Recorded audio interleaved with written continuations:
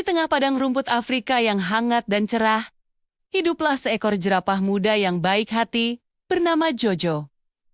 Jojo adalah anak yang menyenangkan dan suka berteman. Tapi dia punya satu masalah besar yang selalu membuatnya sedih. Dia sangat malu dengan lehernya. Masalahnya, leher Jojo tumbuh jauh lebih cepat dan lebih panjang daripada leher teman-temannya. Ini membuat beberapa hal jadi sedikit sulit baginya. Misalnya, saat teman-temannya yang lain bermain petak umpet di balik semek-semek yang rimbun, Jojo selalu menjadi yang pertama kali ditemukan. Kenapa? Karena kepalanya selalu menyembul keluar dari balik semak, seperti tiang bendera yang menjulang tinggi. Semua temannya langsung tertawa dan menunjuk. Itu dia Jojo, dan permainan pun selesai baginya. Setiap hari, Jojo akan menghela napas panjang dan berkata pada dirinya sendiri, "Oh, andai saja leherku bisa pendek seperti leher kuda zebra."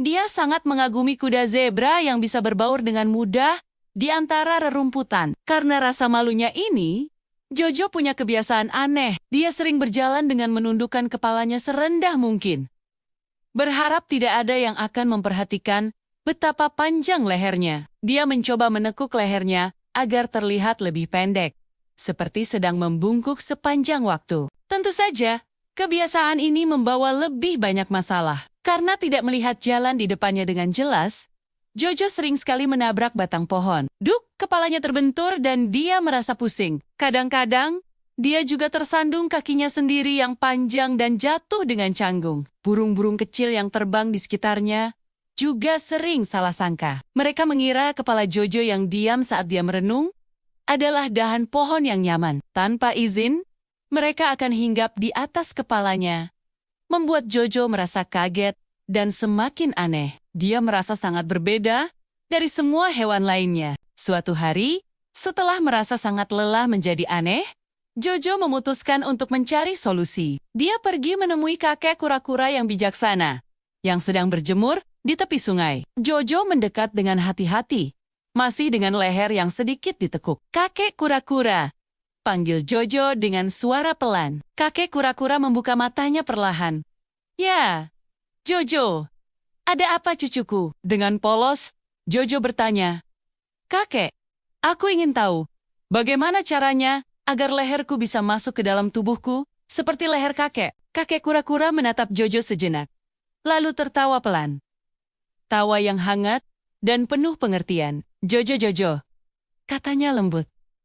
Tempurungku ini adalah rumahku, tempat aku berlindung. Tapi lehermu itu adalah menaramu, sebuah menara yang gagah dan indah. Kenapa kamu ingin menyembunyikan menara yang begitu megah?" Jojo hanya bisa berkedip. Dia tidak mengerti maksud kakek kura-kura. Menara, gagah, yang dia rasakan hanyalah lehernya yang merepotkan. Karena nasihat kakek tidak terasa membantu, Jojo terus mencoba berbagai cara lain untuk membuat lehernya terlihat normal. Dia punya ide. Dia mengumpulkan daun-daun pisang yang lebar dan panjang, lalu melilitkannya di lehernya, seperti syal raksasa. "Nah, dengan begini, leherku tidak akan terlalu terlihat mencolok," pikirnya. Tapi ternyata, idenya ini sangat tidak nyaman. Syal daun pisang itu membuatnya kepanasan di bawah terik matahari Afrika, dan kulitnya jadi terasa sangat gatal. Jojo tidak menyerah. Dia mencoba mencari teman yang mirip dengannya. Dia melihat kawanan burung unta dengan leher mereka yang juga panjang.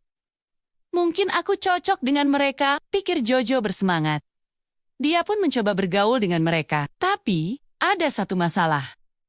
Burung unta adalah pelari yang sangat cepat. Mereka berlari dengan kepala dan leher yang tegak lurus, membelah angin. Sementara Jojo, karena kebiasaannya, masih sibuk membungkuk dan menunduk saat mencoba berlari. Tentu saja dia tertinggal jauh. Dia merasa tidak punya tempat di mana dia bisa merasa nyaman dengan dirinya sendiri. Waktu berlalu, dan musim kemarau datang melanda padang rumput. Kali ini, musim kemarau terasa lebih panjang dan lebih panas dari biasanya. Sungai-sungai yang dulu mengalir deras kini mulai mengering, hanya menyisakan lumpur retak. Rumput hijau yang menjadi makanan utama para hewan herbivora berubah menjadi coklat, kering dan layu. Kelaparan mulai melanda.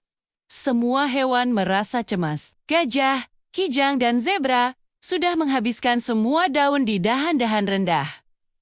Pohon-pohon kecil dan semak belukar tampak gundul. Perut mereka keroncongan dan mereka berjalan dengan lesu. Satu-satunya harapan yang tersisa adalah daun-daun dari pohon akasia yang sangat tinggi. Di puncaknya, daun-daun hijau dan segar masih melembi-lembai, seolah mengejek hewan-hewan yang kelaparan di bawah. Monyet-monyet yang lincah mencoba memanjat pohon itu. Mereka berhasil naik cukup tinggi, tapi saat mendekati puncak, rantingnya menjadi terlalu tipis dan penuh dengan duri-duri tajam. Tangan dan kaki mereka tidak bisa mencengkeram dengan kuat, dan mereka tidak bisa menjangkau daun-daun itu. Mereka pun turun dengan kecewa. Akhirnya, semua hewan berkumpul di bawah pohon akasia itu. Mereka menatap ke atas dengan tatapan sedih dan putus asa. Perut mereka terus berbunyi, meminta diisi. Jojo, dengan kebiasaannya yang pemalu, ikut berdiri di belakang kerumunan. Seperti biasa, kepalanya menunduk, menatap tanah yang kering. Tiba-tiba, dari tengah kerumunan, terdengar suara tangisan kecil. Itu adalah seekor anak kijang yang masih sangat mungil. Dia menangis karena perutnya sangat lapar, dan ibunya tidak bisa menemukan makanan untuknya. Hati Jojo langsung tersentuh melihatnya. Rasa iba yang besar muncul di dalam dirinya. Dia tidak tega melihat anak kijang itu kelaparan. Secara refleks, Jojo mengangkat kepalanya dan melihat ke atas, ke arah puncak pohon akasia yang rimbun. Tanpa dia sadari, dia mulai menegakkan lehernya. Perlahan, tapi pasti, semakin tegak lehernya, semakin tinggi pula kepalanya naik. Melewati kepala gajah, melewati dahan-dahan tengah, terus naik hingga Jojo sendiri terkejut. Ternyata, kepalanya bisa mencapai puncak pohon itu dengan sangat mudah. Dia bahkan tidak perlu berjinjit sama sekali. Leher panjangnya yang selama ini dia benci, ternyata adalah sebuah tangga alami menuju sumber makanan. Dengan lidahnya yang panjang dan terampil, Jojo mulai memetik daun-daun akasia yang segar itu. Dia mengumpulkannya di mulutnya, lalu menjatuhkannya ke bawah. 1 tumpuk, 2 tumpuk, 3 tumpuk daun hijau segar mendarat di tanah. Seketika, semua hewan yang tadi lesu langsung bersorak gembira. "Hore! Hore, makanan!" teriak mereka.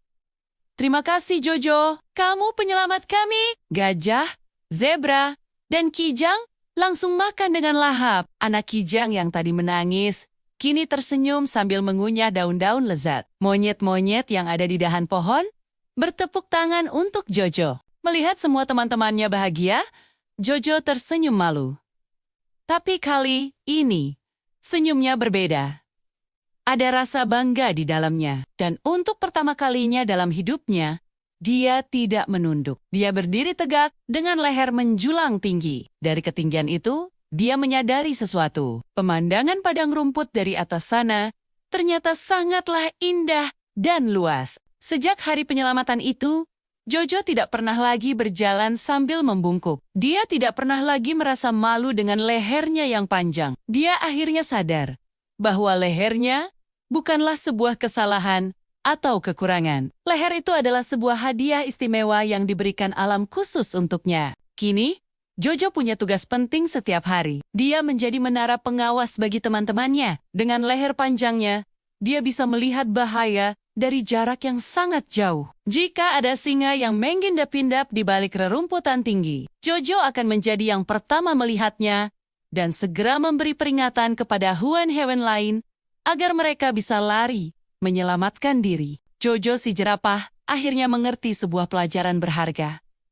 Menjadi berbeda itu tidak apa-apa. Justru, menjadi berbeda itu sangat istimewa.